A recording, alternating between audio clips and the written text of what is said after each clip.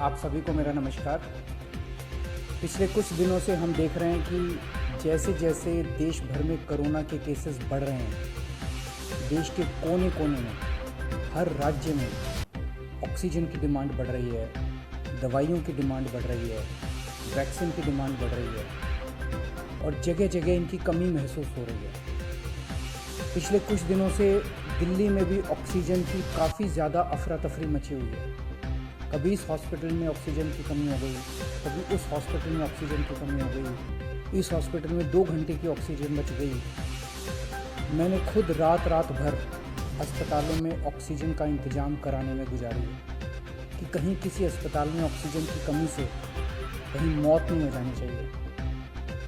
केंद्र सरकार हर राज्य को ऑक्सीजन का कोटा तय करती है। देश भर में जितनी भी ऑक्सीजन बनती है, केंद्र सरकार तय करती है कि इस राज्य को इतनी ऑक्सीजन मिलेगी, इस राज्य को इतनी ऑक्सीजन मिलेगी। अब दिल्ली को कितनी ऑक्सीजन चाहिए? दिल्ली सरकार ने अपना एक एस्टिमेशन लगाया जिसके हिसाब से दिल्ली को रोजाना 700 टन ऑक्सीजन की जरूरत है। केंद्र सरकार ने हमारा कोटा कल तक 378 टन तय किया हुआ था। ये कोटा कल शाम को बढ़ा के 480 टन कर दिया है केंद्र सरकार ने। इसके लिए हम केंद्र सरकार के बहुत आभारी हैं। हालांकि हमें और भी काफ़ी ऑक्सीजन चाहिए, लेकिन केंद्र सरकार ने जितना भी बढ़ाया है उसके लिए हम उनका बहुत शुक्रिया अदा करते हैं।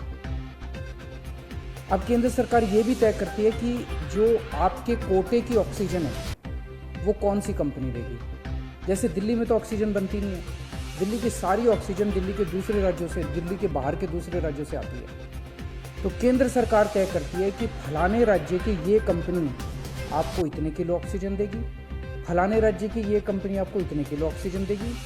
मान लो राजस्थान की ये कंपनी आपको इतने किलो देगी, हरियाणा की ये कंपनी आपको इतने किलो देगी। तो केंद्र सरकार कंपनियां तय करती है कि किस कंपनी से दिल्ली को अपने कोटे की ऑक्सीजन आएगी।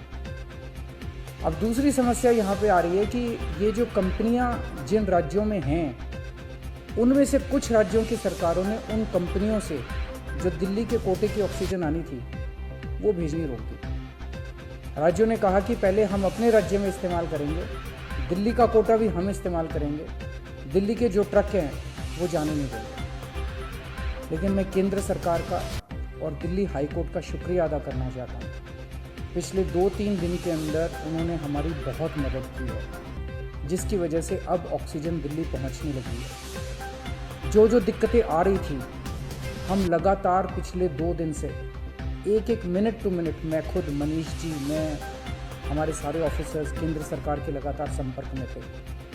परसों रात को मुझे याद है जब जीटीबी हॉस्पिटल में वहाँ का ट्रक एक पड़ोसी राज्य से चलना था पर वो चला नहीं, जीटीबी ऑक्सीजन में आनी थी ऑक्सीजन, तो एक केंद्रीय मंत्री को हमने फ़ोन किया और उन्होंने तुरंत वहाँ पे बात करके उस ट्रक को वहाँ से छुड़वाया। हम लगातार संपर्क में हैं, एक ट्रक को अस्पताल पहुँचाने की कोशिश कर रहे हैं। हम सब लोग 24 घंटे काम कर रहे हैं, सोए नहीं है। हाई कोर्ट और केंद्र सरकार से जो मदद हमें मिली है उसके लिए तहे दिल से हम उनका शुक्रिया अदा करना चाहते हैं। जो कोटा हमारा बढ़ाया गया है अभी ऑक्सीजन का, उसमें उड़ीसा से काफ़ी ऑक्सीजन आनी है, तो बढ़े हुए कोटे की ऑक्सीजन को भी दिल्ली पहुंचने में कुछ दिन लग जाएंगे। हम कोशिश कर रहे हैं कि अगर हो सके तो हवाई जहाज के जरिए उड़ीसा के से ऑक्सीजन लाई जा सके। जब हमने लॉकडाउन लगाया था, मैंने आपको बोला था कि ये 6 दिन का जो लॉकडाउन है, ये 6 दिन हम आराम नहीं करने वाले, हम 24 घंटे काम करेंगे। इन 6 दिनों को हम इस्तेमाल करेंगे दिल्ली के हेल्थ इंफ्रास्ट्रक्चर को और सुदृढ़ करने के लिए।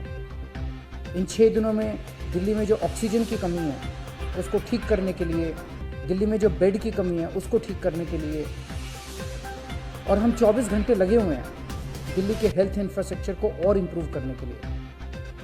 इस लॉकडाउन के 6 दिन जो हमें मिले हैं, इन 6 दिनों में हम पूरी कोशिश कर रहे हैं। एक और बात, ये बहुत बड़ी आपदा है। इस आपदा में अगर हम सारे लोग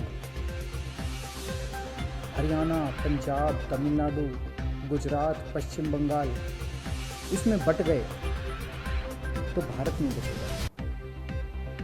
इस वक्त हमें एक दूसरे की मदद करनी है। हमें भारतीय बनना है, हमें इंसान बनना है।